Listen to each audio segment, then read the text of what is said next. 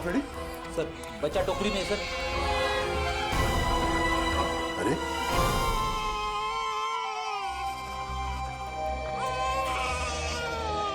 उस औरत ने बच्चे को यहाँ पे टोकरी में छोड़ दिया। लेकिन सर, कोई अपने बच्चे को इस तरह टोकरी में छोड़ के क्यों जाएगा? हाँ साहब कहिए।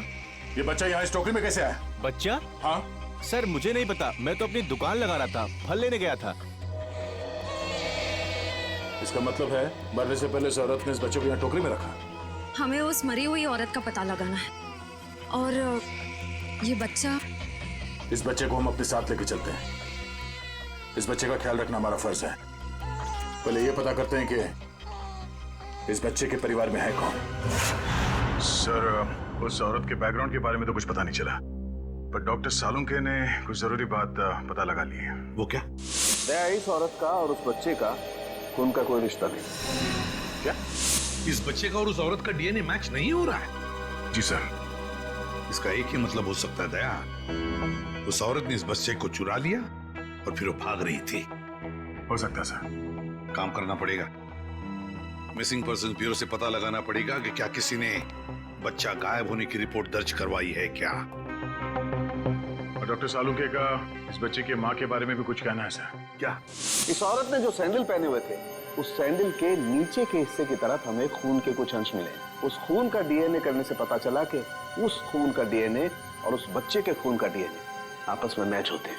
और उस औरत की उम्र जिसका वो खून है लगभग 28 से 30 साल होनी चाहिए। खून के निशान? फिर जरूर इस बच्चे की माँ बुरी तरह से घायल हुई होगी। सर हो सकता है उस अनजान औरत ने ही हमला किया हो बच्चे की माँ पर और बच्चे को लेकर भाग गए। सर लगता है ये कोई बहुत बड़ी साजिश है। उस औरत का एक्सीडेंट नहीं बल्कि जानबूझ के खून किया गया है। सर हमने आरटीओ में भी पता किया, ट्रक का नंबर उनके रिकॉर्ड्स में भी नहीं है। ये देखो बॉस, अब कोई प्रॉब्लम नहीं है। अरे प्रॉब्लम तो तब होगा जब बॉस का फोन आएगा। तो क्या जवाब दोगे कि काम अधूरा छोड़ दिया? सर एक ऐसा सुराग मिला है जिससे पता चल सकता है कि ये औरत है कौन। वो क्या है? ये उस औरत के कपड़े, इस पे लॉन्ड्री का टैग लगा हुआ है। बस सुबह इस टैग से पता लगाओ ये कौन सी लॉन्ड्री है, और इस लॉन्ड्री से हमें पता चलेगा कि ये औरत रहती कहाँ है। सर तब तक मैं इस बच्चे को संभालूंगा सर, अपने घर पे। बस बच्चे को अपने साथ रखना चाहता हूँ सर। सर मैं भी आपकी मदद करूंगी।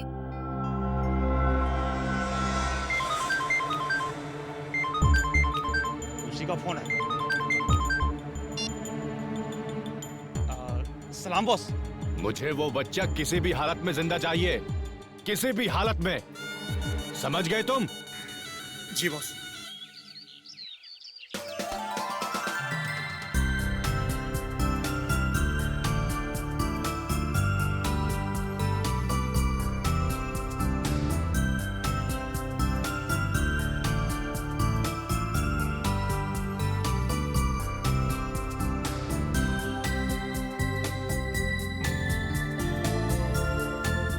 सर आप शांत हो जाइए, मैं इसे संभालती हूँ।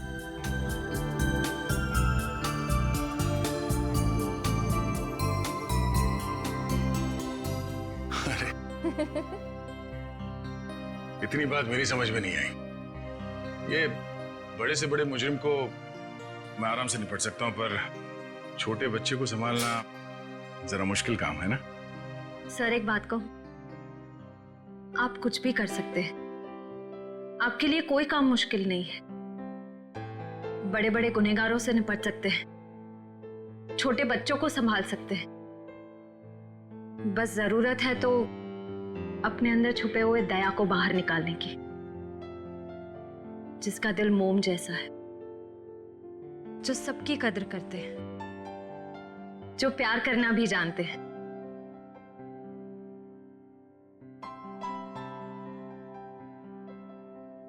I mean, जो सबकी इज्जत करना भी जानते हैं।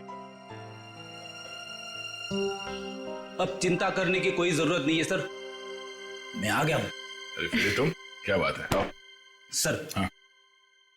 जब मुझे एहसास हुआ कि आप अकेले बच्चे को संभाल नहीं पाओगे तो मैं आ गया। ला बच्चा दो। इट्स ओके सर, मैं बच्चे को नहीं संभाल पाओगी, मुझे दे दो। लेकिन फ्रेडी, बच्चे को नींद नहीं आएगी, उसे सुलाने का तरीका मेरे पास है। बच्चा दे दो।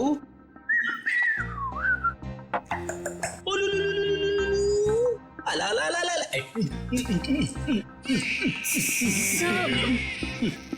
फ्रेडी क्या कर रहे हो? सर, जिद छोड़ो और बच्चे को वापस दे दो श्रेया को।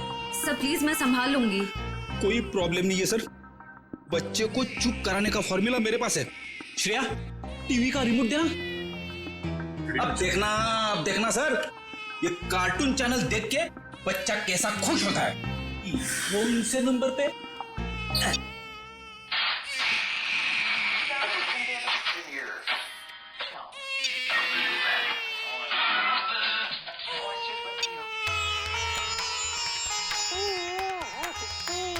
फिर एक मिनट, वो शास्त्रीय संगीत वाला चैनल फिर से लगाना।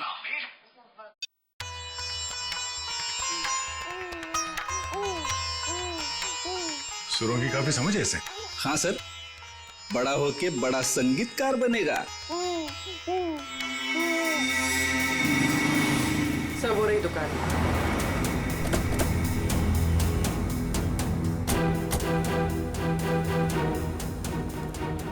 ये लो, कस्टमर के कपड़े हैं, पैक कर दो। हाँ सर, कहिए, कपड़े देने आए हैं या लेने आए हैं? अगर देने आए हैं तो 5 दिन के बाद ही मिलेंगे, और अगर लेने आए हैं तो मैं उम्मीद करता हूँ कि 5 दिन के बाद ही आए होंगे। सर, मैं बहुत ही ईमानदार व्यापारी हूँ और मैंने आज तक अपने किसी भी कस्टमर को कोई भी धोखा नहीं दिया है। हाँ, ये कपड़े आपकी लॉन्ड्री में धुले हैं ना? जी हाँ मैडम, ये हमारी लॉन्ड्री के ही हैं। आप यही जानना चाहते हैं कि ये कपड़े किसके हैं? समझदार लगते हो, बता। हाँ, 1 मिनट, रघु बुक दो। मिल गया सर। ये कपड़े किसी गोपी नाम की औरत के हैं। गोपी, एड्रेस भी लिखा होगा उसमें? नहीं सर, एड्रेस तो नहीं है, लेकिन फ़ोन नंबर है। दो।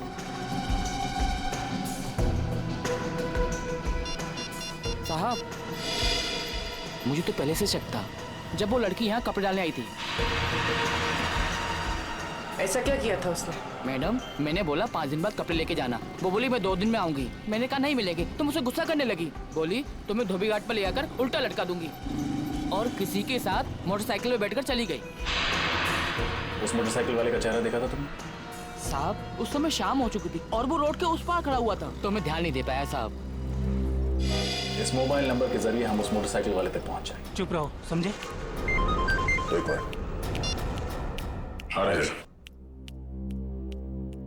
उस औरत का नाम गोपी था।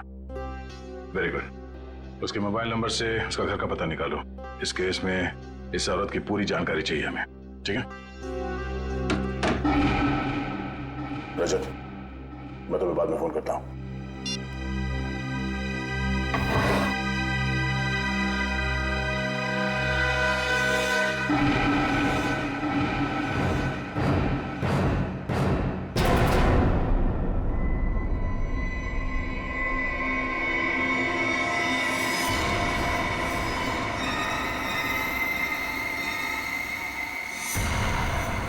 दया, तुम फौरन अपनी बंदूक नीचे रख दो, वरना इस लड़की का भेजा बाहर कर देंगे। दया, तुमसे हमारी कोई दुश्मनी नहीं है, बस ये बच्चा हमारे हवाले कर दो और अपनी जान बचा लो। अपनी जान की परवाह करने वाले कायरों को हम सीआईडी में भर्ती नहीं किया करते। अगर इस बच्चे को किसी ने छुआ भी ना, तो तुम सबकी अर्थी यहीं से उठेगी। अर्थी तो इस छोकरी की उठेगी दया। बस तुम कंधा देने के लिए तैयार रहो। बंदूक नीचे रखो, नीचे रखो बंदूक। सर, आप मेरी परवाह मत कीजिए, आप गोली चलाइए। चुप! दया, गन नीचे रख, नीचे रख गन दया, वरना इस छोकरी की खोपड़ी उड़ा दूंगा मैं। एक मिनट।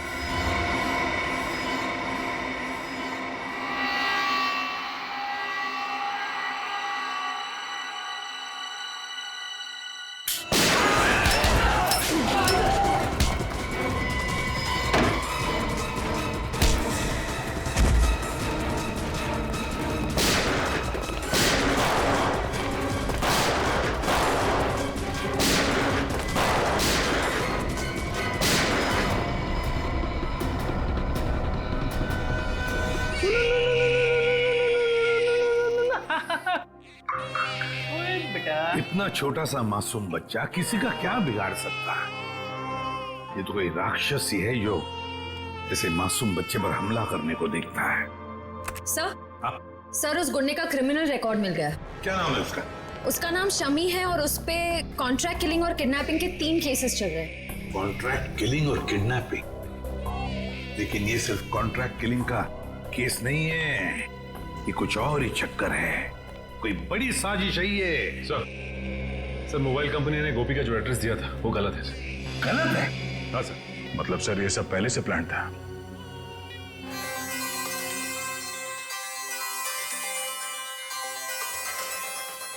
अरे वाइफ का फोन।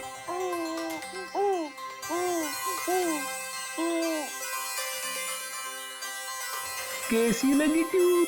अच्छी अच्छी अच्छी। सर कल रात दया सर के घर पे टीवी पर जब शास्त्रीय संगीत आ रहा था तब बच्चा अचानक से शांत हो गया और मुस्कुराने लगा। अच्छा, वैसे आमतौर पे इस तरह की धुन सुनकर बच्चे उछलने लगते हैं। हाँ लेकिन अभी भी फ्रेडी सर की रिंगटोन सुनकर बच्चा कैसे खुश हो गया? सर हो सकता है कि जब से इस बच्चे का जन्म हुआ हो तब से ये शास्त्रीय संगीत सुनता आ रहा। हो सकता है इसके माता पिता में से कोई संगीतकार या गायक हो। कविनगर जाके पता लगाना पड़ेगा कि वहां पर कोई शास्त्रीय संगीत विद्यालय है क्या। ता थई तत थई ता थई तत थई ता थई तत थई तत थई ता थई तत थई ता थई तत। एक मिनट।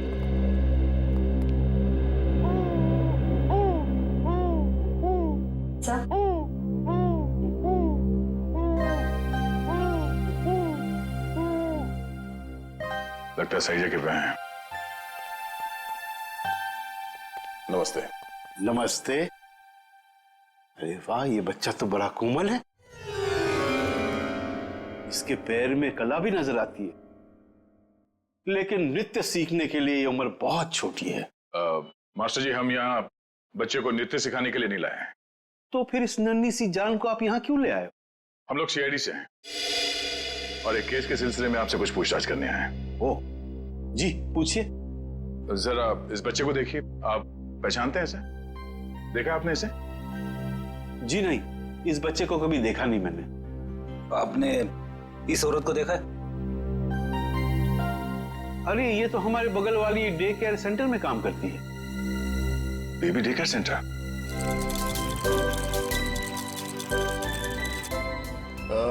एक्सक्यूज मी, आप इस औरत को पहचानती हैं? ये तो गोपी है, हमारे यहाँ आया का काम करती है। लेकिन हुआ क्या है इसे? कल एक ट्रक एक्सीडेंट में उसकी मौत हो गई है। आप इस बच्चे के बारे में क्या बता सकती हैं? इसका नाम बॉबी है और इसकी माँ का नाम जूही है। ये एलएसटी सोसाइटी में रहती है। LST society?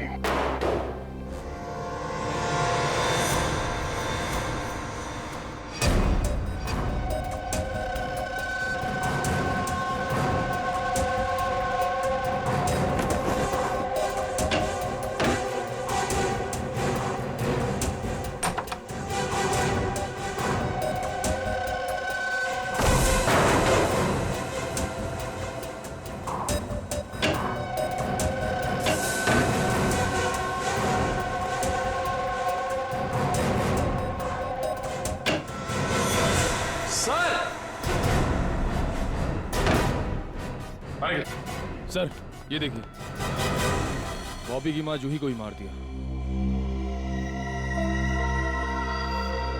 ये देखो, गोली गले और पेट पे मारी गई है। लगता है इसे मरे हुए भी काफी समय हो गया, खून पूरी तरह से सूख गया। सर ऐसा लग रहा है मैंने इनको कहीं देखा है, लेकिन याद नहीं आ रहा कहाँ देखा है।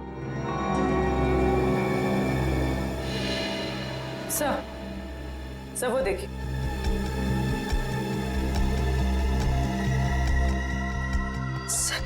खून से सने हुए जूतों के निशान। ये देखो, पूर्वी, ये चप्पल के निशान तो बिल्कुल वैसे ही हैं। जैसी चप्पल गोपी ने पहनी हुई थी। इस औरत ने जो सैंडल पहने हुए थे उस सैंडल के नीचे के हिस्से की तरफ हमें खून के कुछ अंश मिले और वहां से भी हमें सूखा हुआ खून मिला था। अभी कोई संजोग तो नहीं हो सकता है ना सर? पर सर गोपी तो गुनहगारों की साथीदार थी, वो खिड़की से बच्चे को लेकर क्यों भागेगी? ये समझ में नहीं आ रहा कि वो यहाँ आई क्यों थी। वो तो नर्सरी में आया का काम करती थी ना। मगर सर जूही को मारने के बाद बच्चे को अगवा करने की क्या जरूरत थी? एक बच्चे से किसी का क्या फायदा हो सकता है? सर मुझे लगता है ये जूही के पति की फोटो है। लेकिन ये जूही के पति की फोटो है नहीं, बल्कि थी। हॉल में इस फोटो पे हार चढ़ा हुआ था। एक काम करो, इस कमरे को अच्छी तरह से छान मारो, देखो क्या मिलता है। सर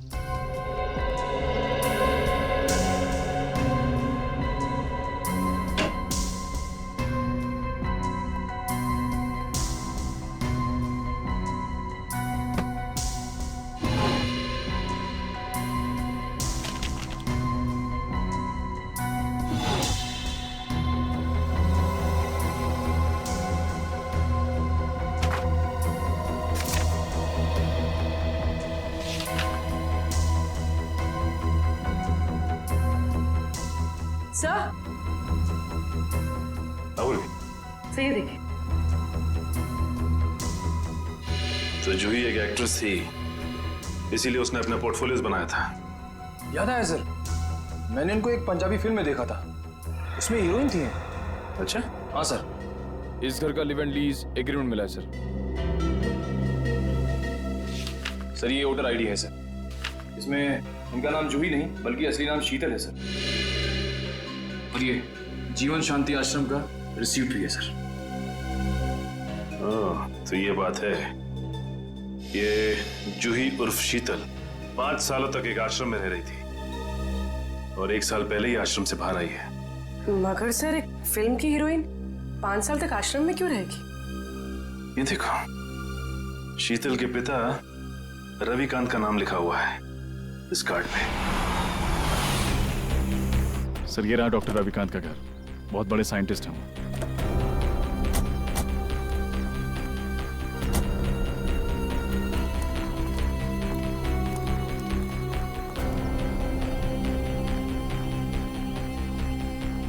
सर ये घर तो लगता है काफी टाइम से बंद पड़ा है। हाँ रजन, ये देखो कितने दिनों के अखबार पड़े हैं यहाँ पर, ये सारे खत पड़े हैं। काम करो, इन दोनों घर के अंदर जाके अच्छी तरह से तलाशी देखता हूँ ये चिट्ठियां क्या है।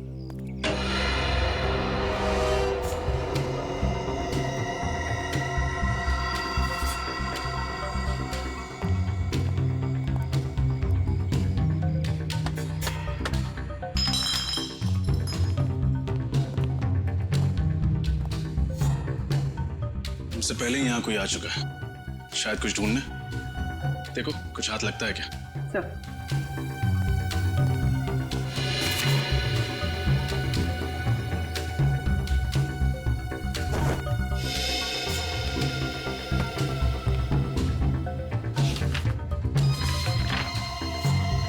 Legal notice?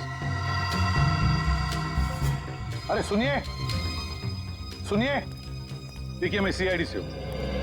एक बात बताइए, आप रविकांत जी को जानते हैं? हाँ सर, 10 सालों से वो मेरे पड़ोसी हैं। अचानक उनकी मौत की खबर सुनकर बहुत दुख हुआ। अचानक मौत हो गई रविकांत जी की? कब, कैसे? गाड़ी की स्पीड इतनी तेज थी कि वो कंट्रोल नहीं कर सके और वो जाके नदी में गिर गए। Oh my God. कुछ मिला? नहीं सर। ये रविकांत जी का एक्सीडेंट ही था या?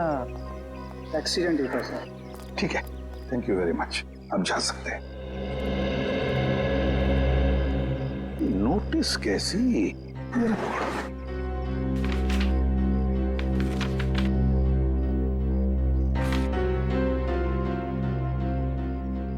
माय गॉड, तो रविकांत जी के घर की नीलामी की नोटिस है।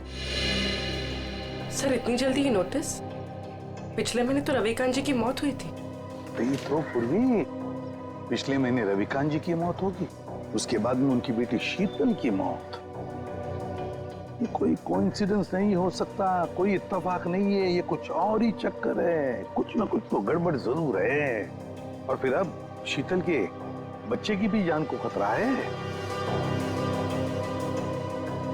इस रविकांत जी के एडवोकेट से मिलना पड़ेगा, वकील से मिलना पड़ेगा, पता लगाना पड़ेगा इस घर के नीलामी का राज क्या है। ओ, रविकांत जी की प्रॉपर्टी की नीलामी की नोटिस ये तो मैंने बनवाई है, लेकिन आपको कहां से मिली? उनके घर से। एक और बात, उनकी बेटी शीतल का किसी ने खून कर दिया। शीतल का खून? लेकिन ये किसने किया? उन्हीं का पता लगाने ही तो हम आपके पास आए हैं। मैं कुछ समझा नहीं। रविकांत जी और शीतल के बाद इस मकान पर हक किसका बनता है? शीतल जी के बेटे बॉबी का। सिर्फ मकान पर ही नहीं, कसारा में जो 50 एकड़ जमीन है वो भी बॉबी के नाम हो जाएगी। अच्छा, और ये नीलामी का आइडिया किसका था? रविकांत जी के छोटे भाई राकेश का। राकेश? इस राकेश के बारे में और कुछ जानते हैं? जी हाँ, दरअसल उनके परिवार को मैं पिछले 15 साल से जानता हूँ। उनके सारे लीगल मैटर्स मैं ही देखता हूँ। रविकांत और राकेश के पिताजी की जब मृत्यु हुई तो उनके प्रॉपर्टी का सबसे बड़ा हिस्सा रविकांत को मिला और सिर्फ 15% राकेश को। ऐसा क्यों किया उनके पिता? क्योंकि राकेश के तौर तरीके और आलसीपन की वजह से उनके पिताजी काफी नाराज थे और उनको राकेश पर भरोसा नहीं था। तो इस बात से तो राकेश जी को बहुत गुस्सा आया होगा। जी हाँ, बहुत। इतना ही नहीं, उसने अपने भाई के साथ सारे रिश्ते नाते तोड़ दिए थे। फिर अचानक दिवाली के दिन आकर गले मिले और सारे गिले शिकवे दूर हो गए। हो सकता है ये राकेश की चाल हो, रविकांत जी का भरोसा जीतकर उनकी पीठ पर वार करने की। सर, ये भी तो हो सकता है कि बॉबी को राकेश जी ने अगवा करवाया हो। ये तो राकेश से मिलकर ही पता चलेगा।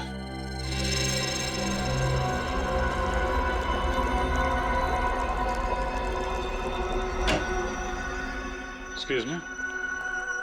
जी कहिए। हम लोग सीआईडी से हैं। डॉक्टर रविकांत के बारे में तो आप लोग जानते ही होंगे। जी, डॉक्टर रविकांत मेरे गुरु जैसे थे। आप? जी, मेरा नाम फनीश है।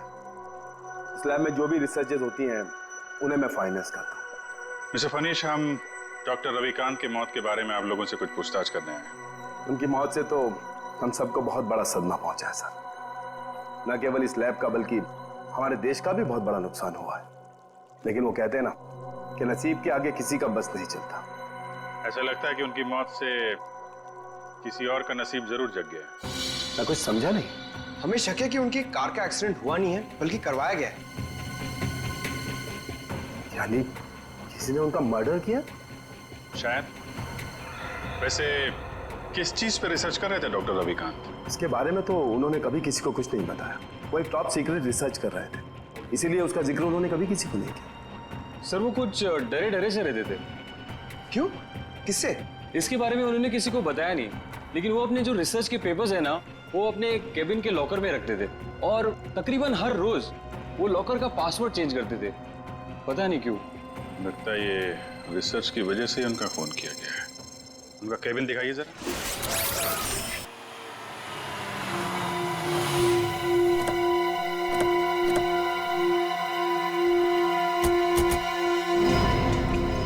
सरकारी तो यहीं खड़ी है, राकेश घर में ही होगा। हाँ,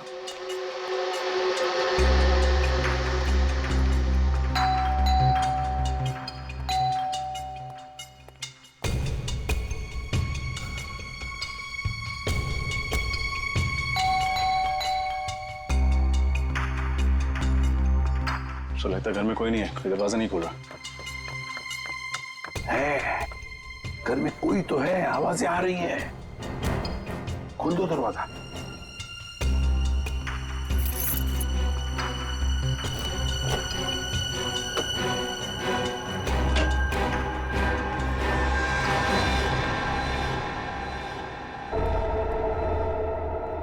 संभल के। 3 खून किए उसने।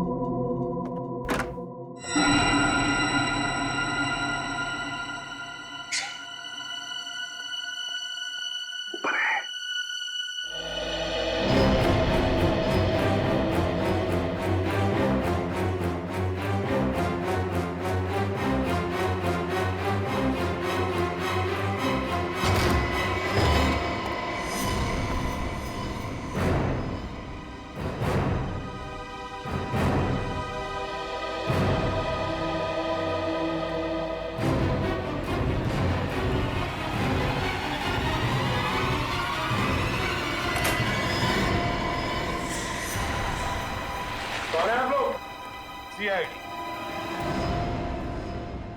लेकिन मैंने किया क्या है? या क्या है? हैं? या क्या है? अभी पता चल जाएगा क्या क्या है। इसके घर की अच्छी तरह से तलाशी लो। सर आप पूरे घर की तलाशी ले लीजिए, पर प्लीज मुझे ये तो बताइए कि मेरा गुनाह क्या है? रविकांत और शीतल को क्यों मरवाया तुमने? शीतल का कत्ल हो गया सर? कब और कैसे? कब और कैसे? बड़े भोले बनने की कोशिश कर रहे हो राकेश जी, हैं? सर प्लीज मेरा यकीन मानिए, इसके बारे में मैं कुछ नहीं जानता। झूठ झूठ बोल रहे हो तुम। रविकांत और शीतल को पहले मरवाया और फिर शीतल के बच्चे को अगवा किया। इस औरत को पैसे दिए थे ना तुमने ये सब करने के लिए? क्यों? नहीं सर, मैंने ऐसा कुछ नहीं किया। इस औरत को मैं पहली बार देख रहा हूँ सर। मैं रवि भैया और शीतल का खून क्यों करवाऊंगा? इसलिए, इस जायदाद के लिए। जायदाद के पेपर थे, है ना? क्यों? और तुम ये भी जानते थे कि रविकांत और शीतल की मौत के बाद ये सारी जायदाद शीतल के बेटे के नाम पर हो जाती, और अगर शीतल के बेटे का कुछ कम ज्यादा होता तो ये पूरी की पूरी जायदाद तुम्हारे नाम पर हो जाती। यही चाहते थे ना तुम? जी सर, लेकिन क्या? लेकिन क्या? लेकिन सर मैंने किसी का खून नहीं किया, और ना ही सर मैंने बॉबी को किडनैप करवाया। प्लीज मेरा यकीन मानिए। तुम्हारा यकीन करूं? क्यों? क्यों यकीन करूं तुम्हारा मैं? हैं? कोई सबूत है तुम्हारे पास?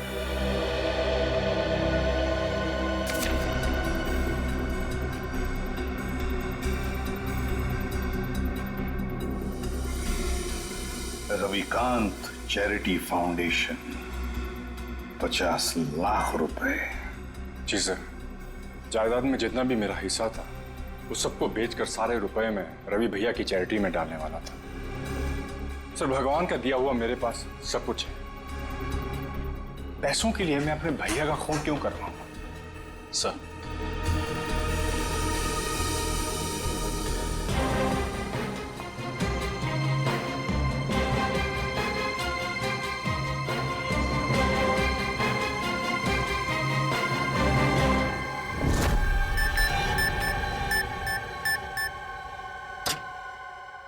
ये क्या? लॉकर तो खाली है। खाली है? अभिजीत,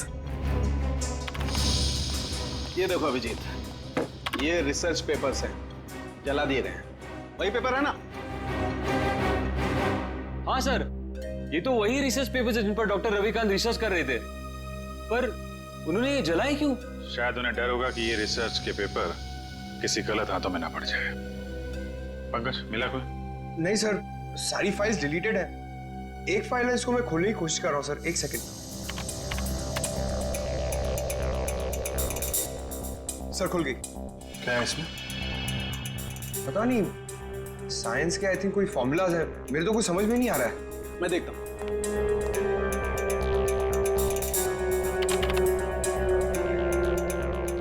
ओह, नहीं अभिजीत, ये कोई साइंस का फार्मूला नहीं है, ये एक वायरस की टेस्टिंग रिपोर्ट है। क्या मतलब सर? मतलब ये है कि जैसे जहर का काट जहर होता है, वैसे ही किसी भी बीमारी का इलाज उसके वायरस के द्वारा ही किया जाता है। और इस वायरस का टेस्ट किसी इंसान पर कर रहे थे डॉक्टर रविकांत। और कौन सा वायरस है ये? ये बेलकोप नाम का वायरस है। बहुत रेयर किस्म का वायरस है, ज्यादा सुना नहीं है इसके बारे में। मगर सर ये वायरस टेस्ट किस पर कर रहे थे? माय गॉड, मैं समझ गया अभिजीत। अरे है कौन वो?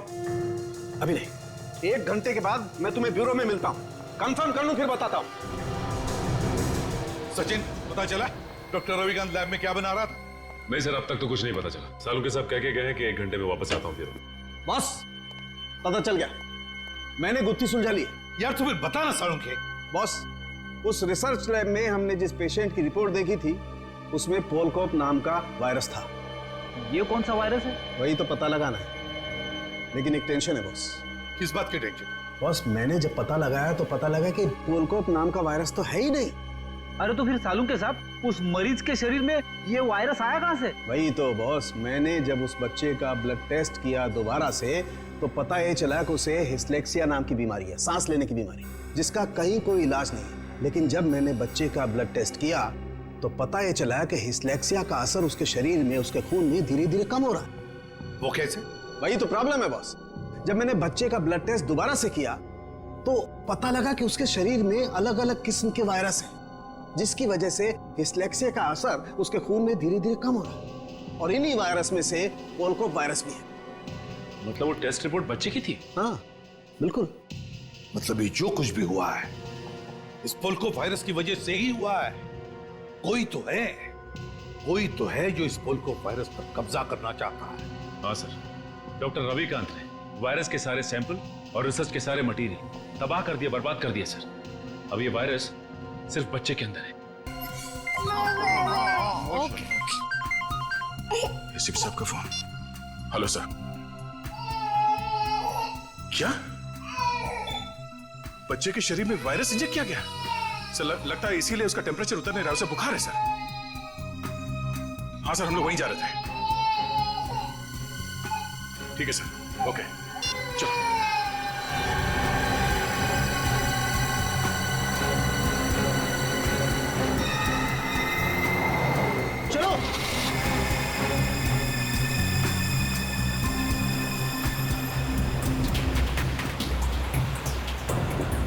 बॉबी का बुखार तो बढ़ता ही जा रहा है।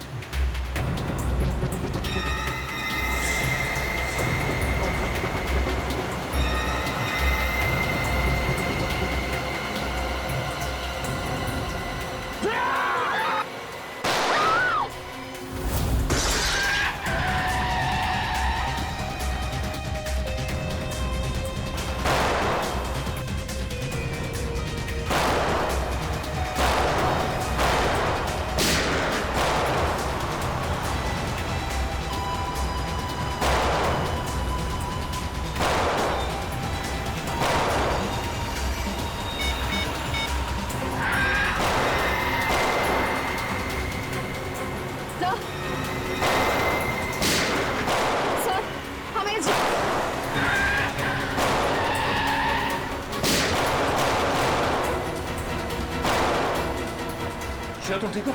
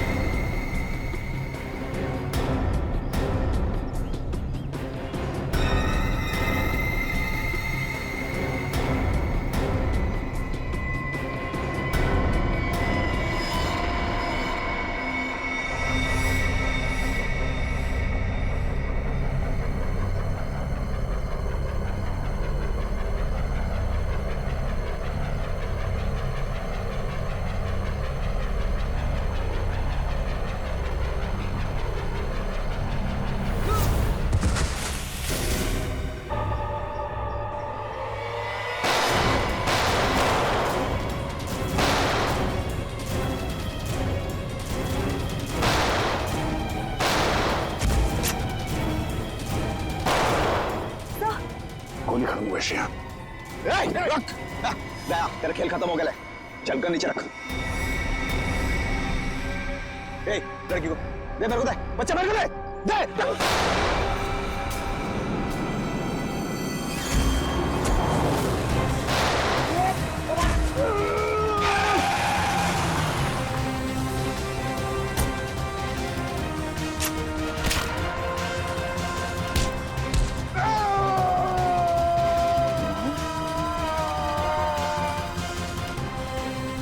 शेर का शिकार करने निकले थे गीदड़ लोग। बोल किसके कहने पे किया ये सब? शर्म आनी चाहिए तुम्हें। एक मासूम बच्चे के साथ तुमने ऐसी घिनौनी हरकत की। मैं मजबूर था ऑफिसर। मैंने डॉक्टर रविकांत की रिसर्च पर लाखों रुपए खर्च किए, यह सोचकर कि रिसर्च कामयाब होगी तो मैं करोड़ों रुपया कमाऊंगा, मेरी कंपनी के शेयर्स फिर से टॉप पर आ जाएंगे। लेकिन डॉक्टर रविकांत अपने इन्वेंशंस तुम्हें नहीं बल्कि सरकार को देना चाहते थे, ताकि हमारे देश के आम लोगों को फायदा हो। पर ये बात तुम्हें बर्दाश्त नहीं हुई। कैसे बर्दाश्त होती सर? लाखों रुपए का जुआ मैंने खेला, सारा रिस्क मैंने अकेले ने उठाया, और डॉक्टर रविकांत वो फार्मूला गवर्नमेंट को देना चाहते थे, जो मुझे उसके लिए फूटी कौड़ी नहीं देते थे। और ये बात उन्हें समझाने की मैंने बहुत कोशिश की, पर उन्होंने मेरी एक नहीं सुनी सर। बॉबी को अगवा करने का प्लान तुम्हारा ही था ना? हाँ सर, और जब मुझे पता चला कि डॉक्टर रविकांत ने वो वायरस बॉबी की बॉडी में इंजेक्ट कर दिया है, तो मैंने गोपी को आया बनाकर वहां भेजा और बॉबी को अगवा करने का प्लान बनाया। लेकिन जब गोपी को तुम्हारे घिनौने इरादों के बारे में पता चला तो उसके अंदर की ममता जाग गई और वो बॉबी को लेकर भाग गई। और उसी की बेवकूफी की वजह से मेरा सारा प्लान चौपट हो गया। अपनी मौत की वो खुद जिम्मेदार है। तुम जैसे हैवानियत के पुतले इंसानियत के बारे में कभी समझ नहीं पाओगे। तुम्हें तो ऐसी सजा होनी चाहिए जिसे देखकर हैवानों की रूह कांप उठे।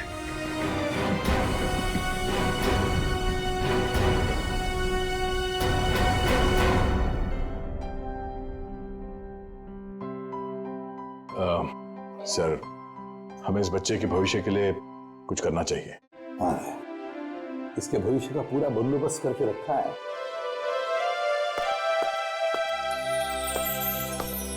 सर जी। हाँ सर जी, आज के बाद बॉबी को मैं संभालूंगा। अपने भाई के बेटे की तरह नहीं, बल्कि अपने बेटे की तरह से बड़ा कर। ये तो बहुत खुशी की बात है। लेकिन जिंदगी में कभी इस बच्चे को किसी मदद की जरूरत पड़े तो हमें जरूर याद करना। बहुत खुशी होगी हमें। Thank you.